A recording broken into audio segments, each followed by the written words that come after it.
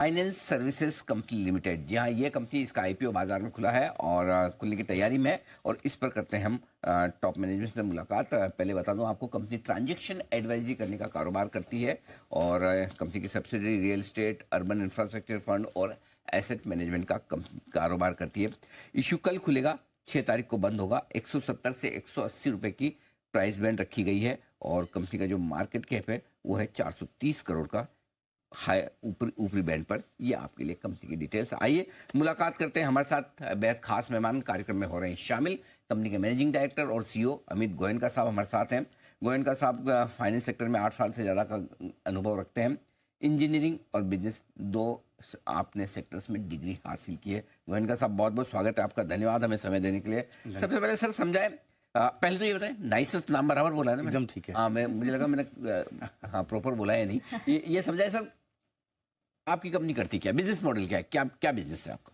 तो हमारा सबसे मुख्य काम है निवेश करना। इस समय हमने मार्च 2024 में करीब 1000 करोड़ के ऊपर नेट निवेश किया था अर्बन इंफ्रास्ट्रक्चर कंपनीज में, जो रेसिडेंशियल, हाउसिंग, कमर्शियल, रिटेल और अन्य एसेट क्लासेस को बनाने में अग्रसर हैं। तो सबसे मुख्य काम हमारा वो है।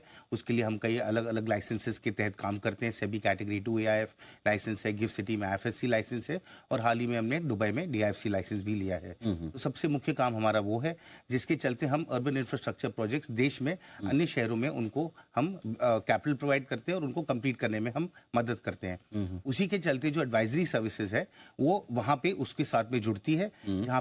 जहाँ पे निवेश हुआ है उसके साथ कई अलग अलग अपॉर्चुनिटीज मिलती है। यहाँ पे कई अतिरिक्त लैंड है, उसको बेचना है, कुछ जॉइंट वेंचर्स कराने हैं, एडिशनल इक्विटी पानी है, या उसको कैपिटल रीस्ट्रक्चरिंग कराना है। तो ये ट्विन मॉडल चलता है हमारे निवेश के साथ में, एडवाइजरी सर्विसेज का और निवेश का। Investment plus advisory. चलिए, इन्वेस्टमेंट पे फिर मैं थोड़ा आपसे और जानता हूँ।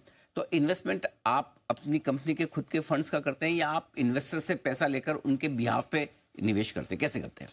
खैर, हमको एज अ फंड मैनेजर अपना खुद का निवेश तो डालना ही होता है। राइट। और हम इस समय हमने तकरीबन 40 करोड़ अपने खुद के हमारे अन्य फंड्स में निवेश कर रखे हैं, जो सेबी के मिनिमम लिमिट से कहीं ज्यादा है। अगर ज्यादा करके जो पूंजी है वो हमारे देश के अन्य दिग्गज जो इन्वेस्टर्स हैं, फैमिली ऑफिसेज हैं, इंस्टीट्यूशंस हैं, वहां से एकत्रित करके हमने अलग अलग फंड पूल्स में उसको डिप्लॉय कर रखा है। तो आपके जैसा कारोबार करने वाली कोई और लिस्टेड कंपनियां हैं आपकी?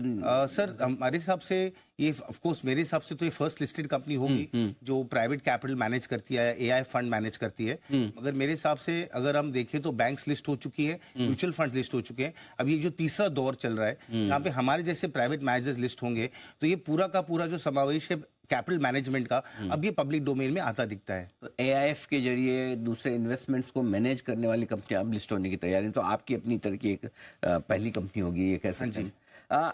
101 करोड़ का आपका फ्रेश इशू है, राइट? क्या करेंगे सर इस पैसे का?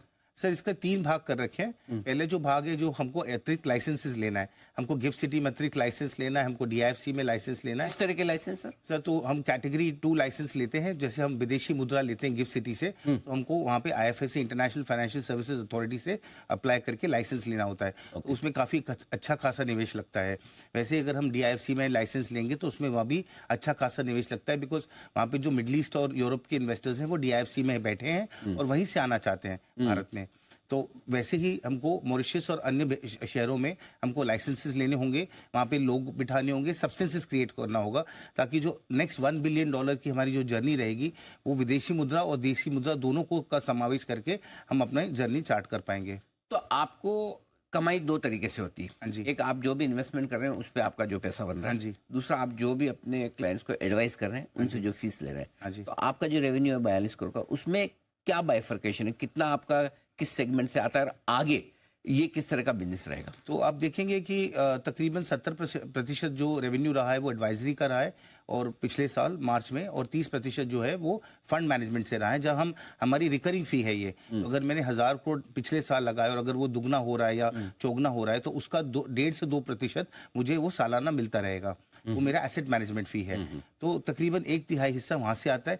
ये बढ़ता हुआ तकरीबन 40% तक मेरे को जाते दिखता है अगले साल 2 साल में।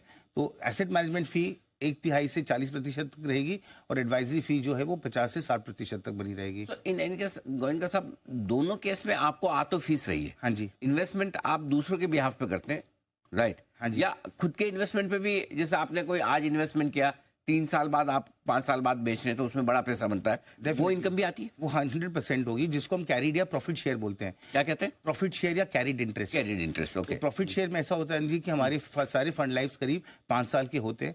तो जिससे मैंने अगर 100 रुपए के फंड में मेरा 2 रुपया लगा हुआ है, 20 या मेरा 2 रुपया 2% लगाया या 5 रुपया लगाया, 5% से ज्यादा ही लगाते हैं हम, तो उसमें जब मैं 5 साल के एंड में जब वो निवेश सारा बाहर आता है तो 5% के ऊपर जो रिटर्न्स आए हैं सबको, वो तो आएंगे ही, पर काफी अच्छा हिस्सा जो ओवरऑल रिटर्न्स का बाय वे ऑफ प्रॉफिट मुझे आता है। तो ये बहुत बड़ा सम होता है। तो आप ये मान सकते हैं कि पूरे के पूरे जो जितना मैं निवेश मैनेज करता हूँ उसका रफली आप कह सकते हैं 10%, 8 to 10% मेरे को टोटल एसेट्स अंडर मैनेजमेंट का मुझे by way of profit share आता है हर 5 साल में। 5 साल में। तो और अभी फिर आपका एसेट अंडर मैनेजमेंट कितना है सर? जैसे मार्च में मैंने बताया कि 1000 करोड़ के ऊपर था, इस साल दुगना होते दिखता है। तो उस तरीके से तो अगर जैसे बढ़त समझिए होगी, मार्च 2025 तक आपका एयूएम हो गया 2000 करोड़ फॉर एग्जांपल, और 8 से 10% अगर आपका उसका आप मान के चले हाँ प्रॉफिट, जी। ये कितने समय में बनता है? ये हर 4 से 5 साल में 4 से 5 साल में, यानी कि आपका 10% यानी कि करीब करीब 200 करोड़, सही। 200 करोड़ 4 से 5 साल बाद में। सही बात। तो ये 27-28 में वो अच्छा। बुक होगा। ओके, तो ये प्रॉफिट की आगे चलते हुए संभावनाएं बनती ये बहुत बड़े बड़े हमको रेवेन्यू स्ट्रीम्स आते हैं, मगर इस समय हमने हमारे रेवेन्यू में वो गिना नहीं है। तो 27-28 में हमारे वो उपलब्ध होगा, तब हमारे पीएनएल में वो जुड़ेगा। बिल्कुल। बहुत बहुत धन्यवाद गोयनका साहब, आपने विस्तार से समझाया और अपने यूनिक बिजनेस मॉडल को हमारे दर्शकों को भी बताया। आपका आईपीओ कल से खुल रहा है, जहां कल से 170 से 180 रुपए का प्राइस बैंड है। नाइसेस फाइनेंस, बहुत बहुत शुभकामनाएं आपको आईपीओ के लिए, और उम्मीद करते हैं कि कैपिटल मार्केट की आपकी ये पारी दमदार साबित होगी। अमित गोयनका साहब, एमडी सीईओ नाइसेस फाइनेंस के, बताते हुए अपनी कंपनी के आईपीओ के बारे में। आइए बढ़